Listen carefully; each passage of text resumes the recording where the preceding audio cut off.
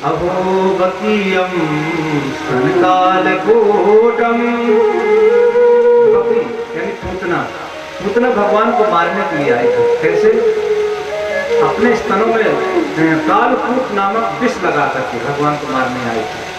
भगवान ने क्या किया? जो माता यशोदा को गति देनी चाहिए थे वो गति पहले पूतना को मिल गई।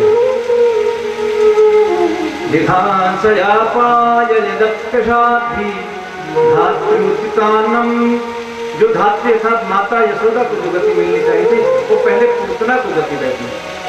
अब सुखदेव स्वामी ने जब इस श्लोक को सुना तो अरे उन्होंने सोचा अरे जो विष के बदले जो मुक्ति दे दे इससे बढ़कर को और क्या होगा। तुरंत वहां से उन शिष्यों से पूछा कि आपको इस प्रकार से श्लोक कौन याद कराता है, कौन आपको पढ़ाता है? बोले हमारे गुरुदेव व्यास जी, उन्होंने इस प्रकार से हमको श्लोक सुनाया है, पढ़ाया है, कराया। अरे उनके पास तो इस प्रकार से 18,000 श्लोक है।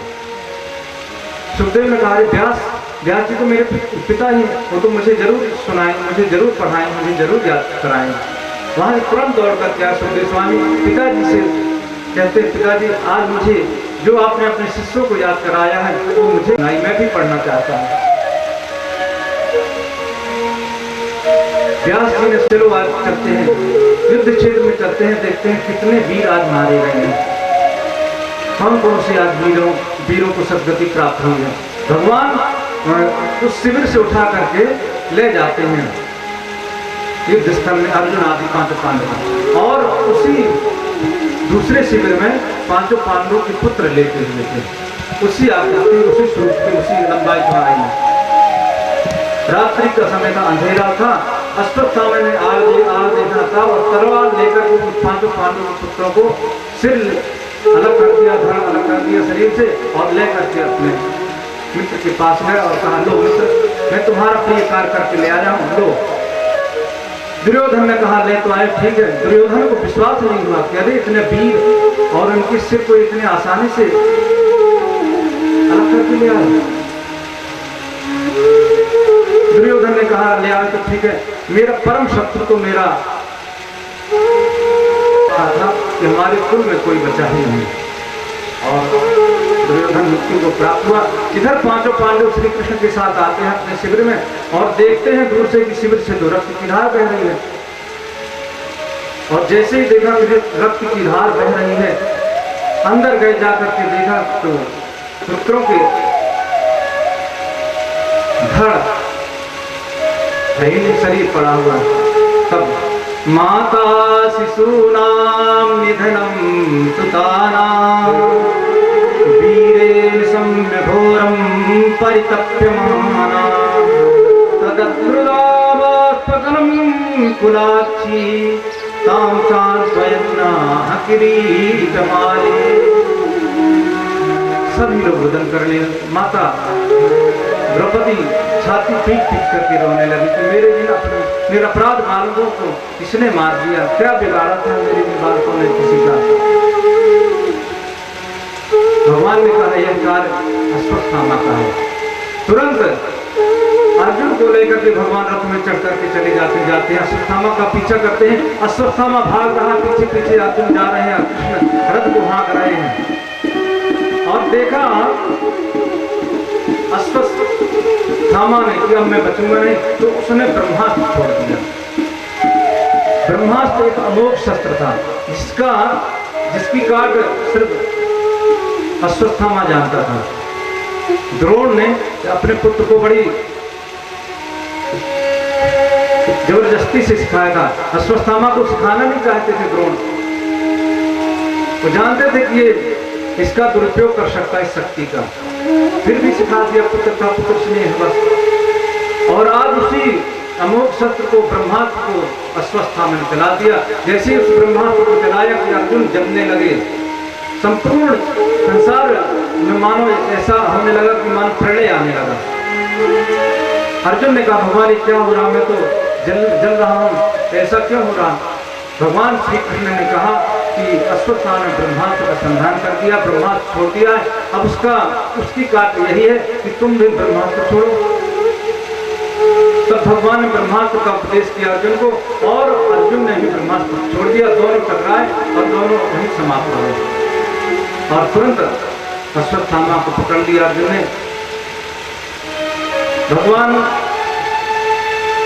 ने कहा, अर्जुन इसको छोड़ना चाहिए, ही मार दो। अर्जुन ने कहा, नहीं भगवान, ये तो द्रौपदी का अपराधी है, इसने द्रौपदी के पुत्र का वध किया है, इसलिए वही इसका दंड का विधान बनाएगी। क्या इसके साथ करना चाहिए, द्रौपदी निर्धारित करेगी। और वहां से अश्वत्थामा को बांध करके, रस्सियों से बांध करके घसीटते हुए लाते हैं शिविर में। द्रौपदी ने देखा, द्रौपदी रुदन करने लगी और कहने लगी, अरे ये आप क्या कर रहे हैं, छोड़िए, ये आपके गुरु पुत्र हैं, जिनसे आपने शस्त्रों की विद्या से जान के इतने शास्त्रों का अध्ययन किया, आप उन्हीं के पुत्रों को आज आप उन्हीं के पुत्र को मानना चाहते हैं। तथा हृतम पशुवत पाशबद्धम, एक पशुओं की तरह आपने उनके पुत्र को बांध करके रखा।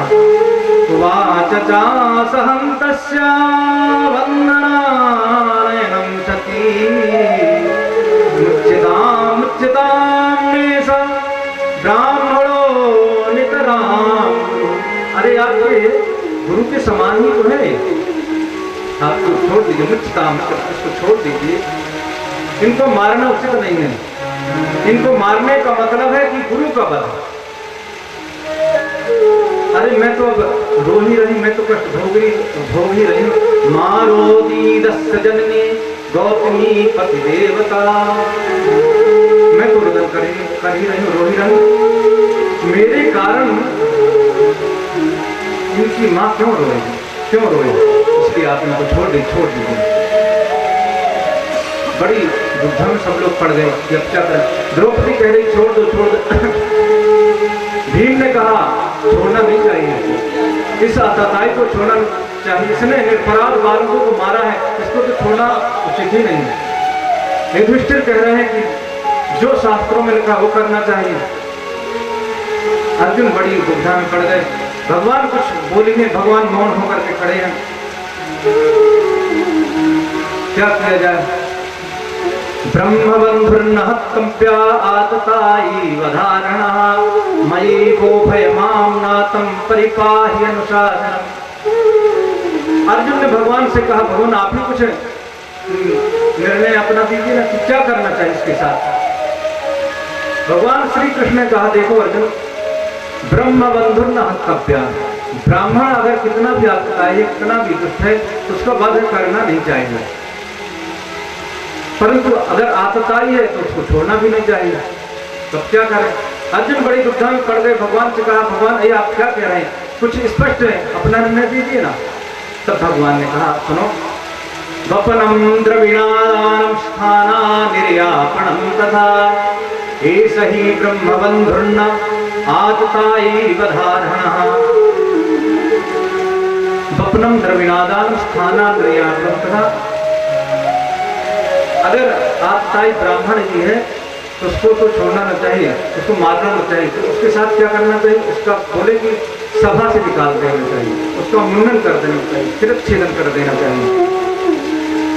और मृत्यु से भी बड़ा कष्ट होता है अपमान में। अगर किसी व्यक्ति की समाज में अच्छी प्रतिष्ठा है, अगर उसको बीच समाज में अपमानित कर दिया जाए तो उसको मृत्यु से भी बड़ा कष्ट होता है। अश्वत्थामा को मुंडन कर दिया गया, शिरच्छेदन कर दिया, माथे से उसकी मणि निकाल ली गई और धक्का मारकर कुछ से निकाल दिया गया वहां से। इस प्रकार से अश्वत्थामा अपमानित होकर वहां से चल दिया। इधर समय व्यतीत हुआ। भगवान ने कहा युधिष्ठिर आदि से कि देखो, हमको बहुत दिन व्यतीत हो गए हैं, अब हमको जाना चाहिए अपनी द्वारका में। हमारे द्वारिका वासी बड़े इंतजार में हमारे, अब आपको विजयश्री मिल गई है, अब हम जाना चाहते हैं। और जैसे ही भगवान उद्यत हुए जाने के लिए रथ में सवार हुए कि उत्तरा दौड़ी आती है। गंतुम कृतरतम ब्रह्मं द्वारका मथरात्मकरा उपलेभे विधाम भय कहपलाम। उत्तरा दौड़ी आती है, पाहि पाहि महायोगिन देवदेव जगत्पते नान्यं तद्भयं पश्ये यत्र मृत्युः परस्परम। हे भगवान मैं आपकी शरण, मेरी रक्षा कीजिए, मेरी रक्षा कीजिए। भगवान ने कहा क्या बोलो बेटी? बोले भगवान मेरे उदर में जो संतान उसको बड़ा कष्ट है, वो नष्ट हो रही है। भगवान ने ध्यान लगाया, अरे ये तो अश्वत्थामा ने फिर से ब्रह्मास्त्र चला दिया। अश्वत्थामा ने जब अपमानित होकर के गया तो फिर सोचने लगा बैठ करके कि मैं बदला लेकर के ही रहूंगा इन पांचों पांडवों से। और अपने आश्रम में बैठ करके सोचने लगा कि अब कौन बचा है इनके वंश में, अब तो कोई बचा नहीं था। फिर भी उसको ध्यान आया, अरे एक बचा है अभी, उत्तरा के गर्भ में अभिमन्यु का एक अभी पुत्र है। और उसी का याद जब याद, अरे उसके गर्भ में पुत्र है, क्यों ना मैं अब उसको भी नष्ट कर दूं, पांचों पांडव निर्मूल हो जाएंगे, कोई बचेगा ही नहीं उनके वंश में। और फिर से ब्रह्मास्त्र चला दिया। एक ब्रह्मास्त्र ने पांचों पांडवों को मारने के लिए चला दिया और एक उत्तरा के गर्भ को नष्ट करने के लिए। उत्तरा बड़ी भयभीत हो गई, भगवान से कहती, भगवान मुझे अपनी चिंता नहीं है कि मैं मर जाऊं, परंतु मेरे उदर में जो संतान है वो ना नष्ट हो, ऐसी कृपा आप करें, ऐसा कुछ उपाय करें। भगवान ने कहा देवी परेशान मत हो, मैं अभी उपाय करता हूं। और भगवान सूक्ष्म रूप धारण कर उत्तरा के घर में प्रवेश कर जाते हैं और उस बालक की रक्षा करते हैं। और इधर पांचों पांडवों की भी एक स्वरूप से रक्षा करते हैं। और इस प्रकार से भगवान ने सबकी रक्षा की। ये सब लीला माता कुंती देख रही थी। भगवान फिर से जब जाने के लिए हुए तो माता कुंती से सबसे कहते हैं कि आप कुछ मांग लीजिए, कुछ आप मांग लीजिए। सभी ने अपने अपने कामना के अनुसार मांगा। माता कुंती का जब नंबर आया तो माता कुंती ये सब लीला देख रही थी, किस प्रकार से भगवान ने मेरे वंश की रक्षा की। तो माता कुंती से भगवान कहते हैं बुआ जी आप भी कुछ मांग लीजिए।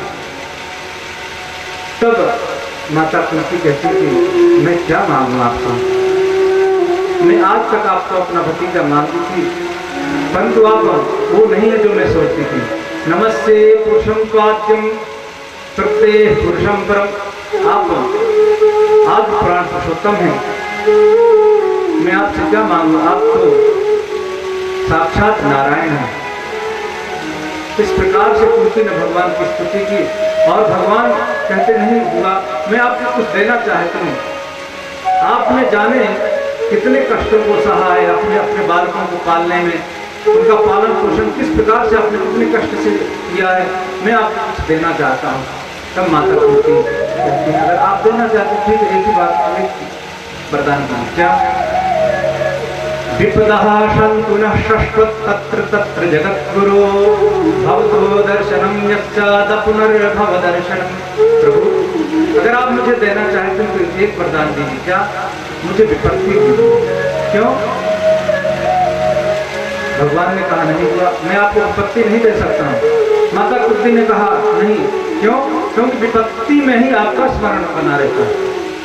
विपतो नैव विपदः संपदो नैव संपदः विपत्तिस्मरणं विष्णु संपत् नारायण स्मृति। वास्तव में विपत्ति इसको विपत्ति नहीं बोलते हैं, वास्तविक संपत्ति तो है जिसमें भगवान का स्मरण बना रहे। भगवान कहते हैं बुआ जी मैं आपको विपत्ति नहीं दे सकता हूँ, आपने जाने कितने कष्टों को सहा और अब आपको सुख भोगने का समय आया, आपके पुत्रों का राज्याभिषेक हुए, राजा बने और आप